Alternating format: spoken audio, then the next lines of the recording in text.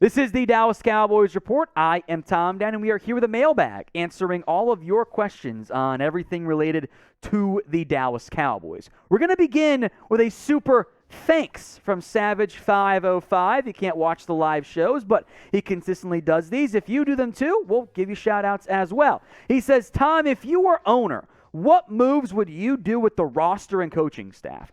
Roster, I would try to sign a veteran or two. I would be fine with Anthony Barr and a Julio Jones or some veteran players to help me out right now. Not much I can do in June at this point, especially from the coaching staff. That's just, you're not going to be able to do anything there. What I would do is if the Cowboys fail this upcoming year, I would do an actual coaching search. The Cowboys haven't done one of those since they hired Wade Phillips. Interviewing Marvin Lewis and Mike McCarthy is not a real coaching search. That's picking one guy after two interviews. Do a real search. Super chat time from Mark. Explain to me why McCarthy wants bonding and not practice. Other than the NFC least, we do not do well. This team is going cream puff. I miss Coach Jimmy. Chemistry does matter for players. And remember, the rules now are very different from a CBA perspective from what minicamp is now versus what it was under Jimmy Johnson. You can't be in shoulder pads. You can't do actual hitting. The only stuff you can really get done at minicamp and OTAs is installation. So once it's installed, there's not that much to do. Training camp is a very different story. In games are a different story, but the rules have changed significantly since Jimmy Johnson was the head coach.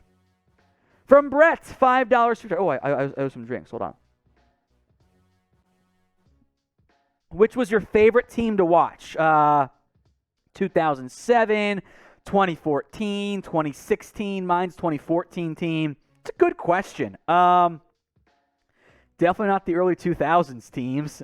The 14 team, man, I thought they were good. I'll tell you what, the one that hurt the most for me, beyond the Des Cauda year, was that first Romo playoff team. Because had that snap not been botched, they would have made a run. From Mark again, what's the real reason Jerry Jones won't spend $23 million? It's not for future contracts, as he says. Does he really think we don't need any other talent? Makes no sense. Well, it's not Jerry. This is Steven.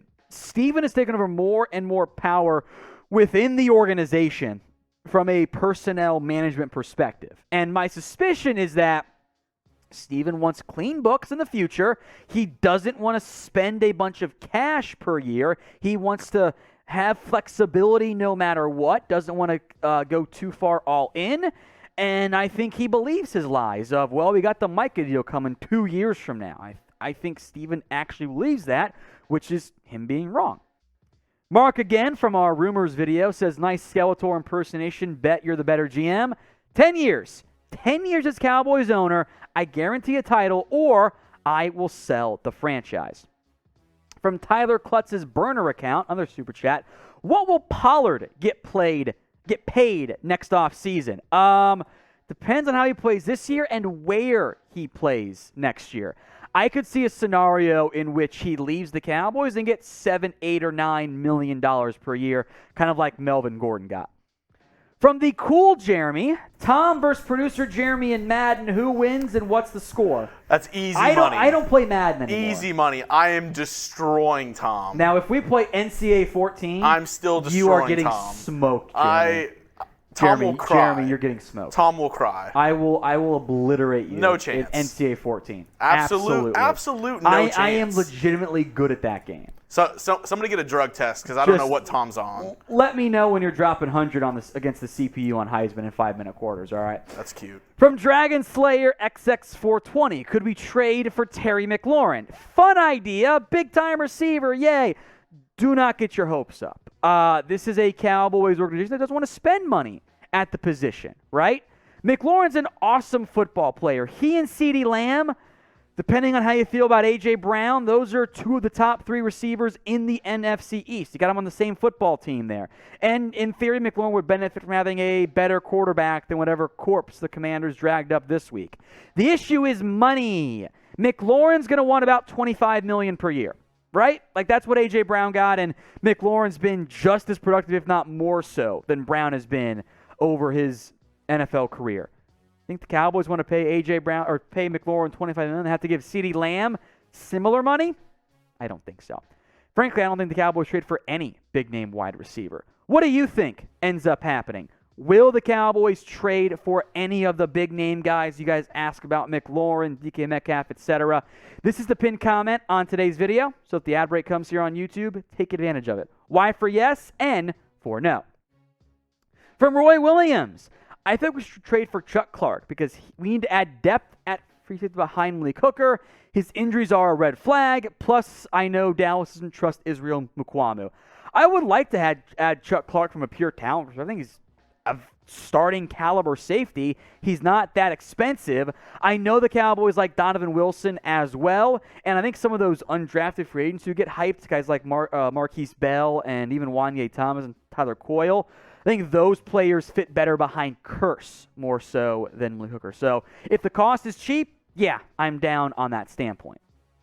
From Elmatic7, if Parsons doesn't get the sack numbers this year, what are his other assets think he brings to the table? So the big reason why the Micah pick has been so successful is as a pass rusher. If he didn't have that pass rushing ability, we would be saying he's as good as Jeremiah Wusu-Koroma. It was awesome this year for the Browns, but wasn't a double-digit sack machine. The pass rushing ability, which is so impactful and is the most impactful things Parsons does, is why that pick has turned out so great and so incredible for the Cowboys. Beyond that, though, he's a very quality run stopper. Of course, not perfect. Nobody is. He can get hurries if he doesn't get the sacks, but that's still pass rush category. And he showed better coverage than what we saw on film at Penn State as well. So if he's not pressuring the quarterback, then he's a good off-ball linebacker or maybe a great off-ball linebacker.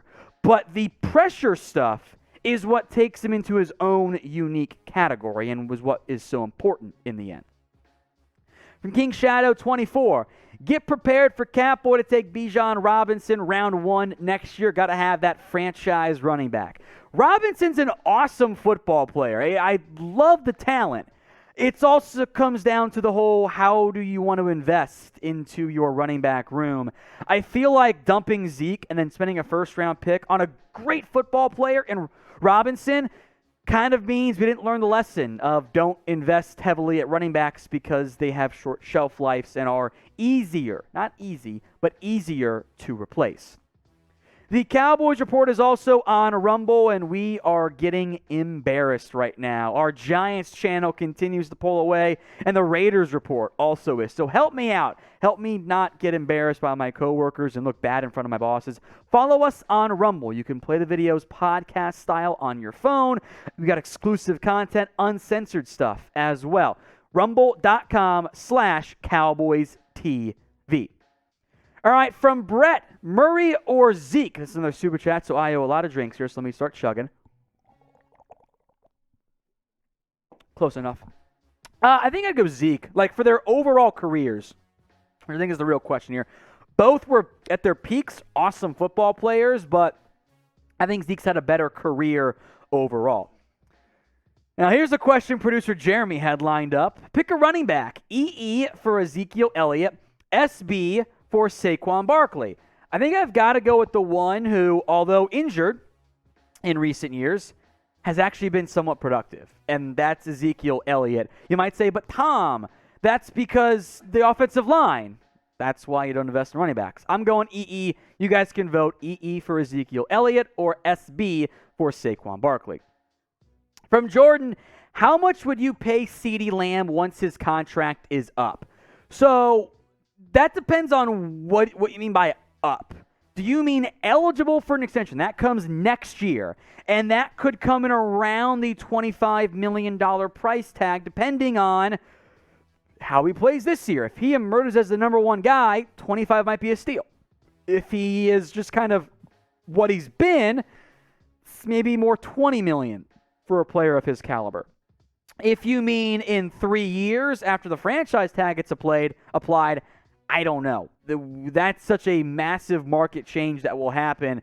It could be 35 by the time the salary cap jumps up more and more. So I think the A.J. Brown trade is kind of the ceiling right now for the current Lamb. And, I think those Chris Godwin style deals, worst case Christian Kirk at $18 million, which is still way lower than what Lamb should get, is kind of your floor.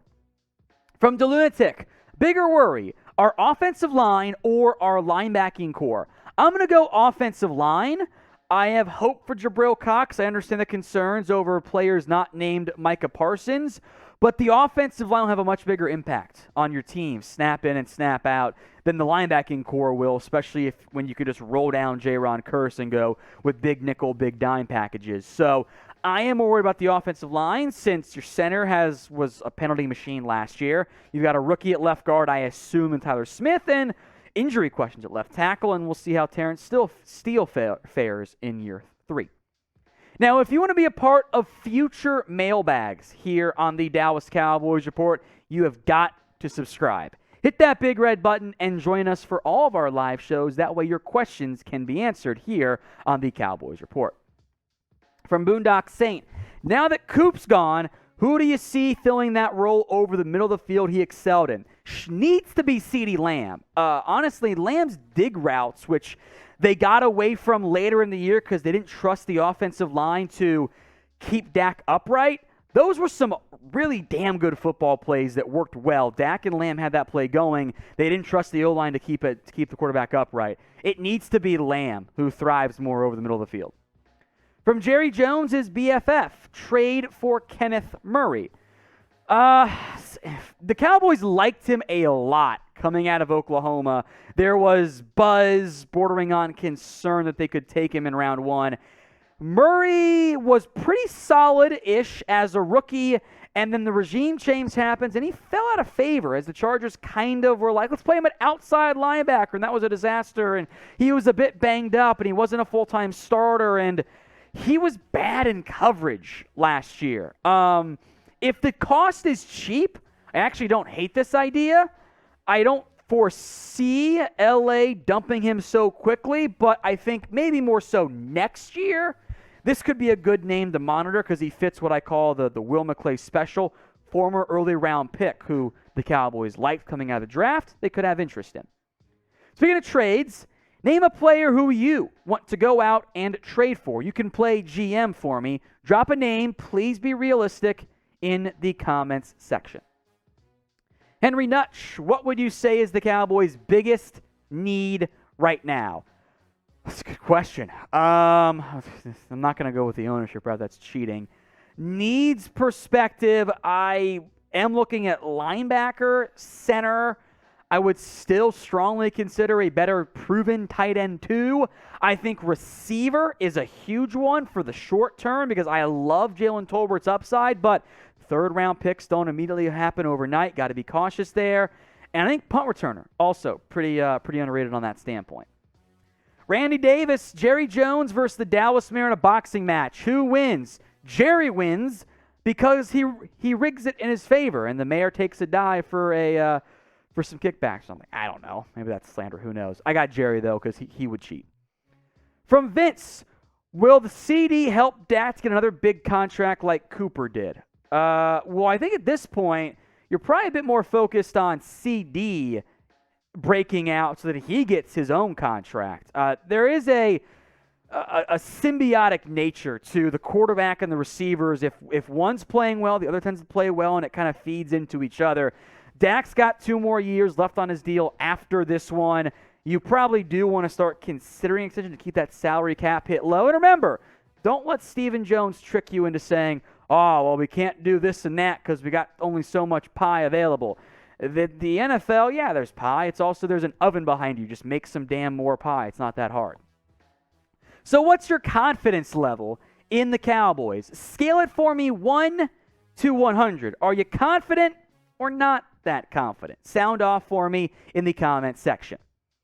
From Pedro Sandoval. Okay, so if you were Catboy and Jerry, who would you get with the cap space? A DK Metcalf or Deebo Samuel? Which one of these receivers would you get?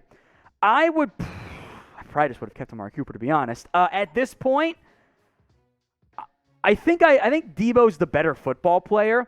I would also feel more confident about my current offensive coordinator, Kellen Moore, being able to better maximize DK Metcalf because I don't know if Deebo's going to be utilized quite properly by the OC. So if I got to pick one, I think I'd probably go DK from a trusting my offense perspective, but I'd be pretty pleased with either of those guys.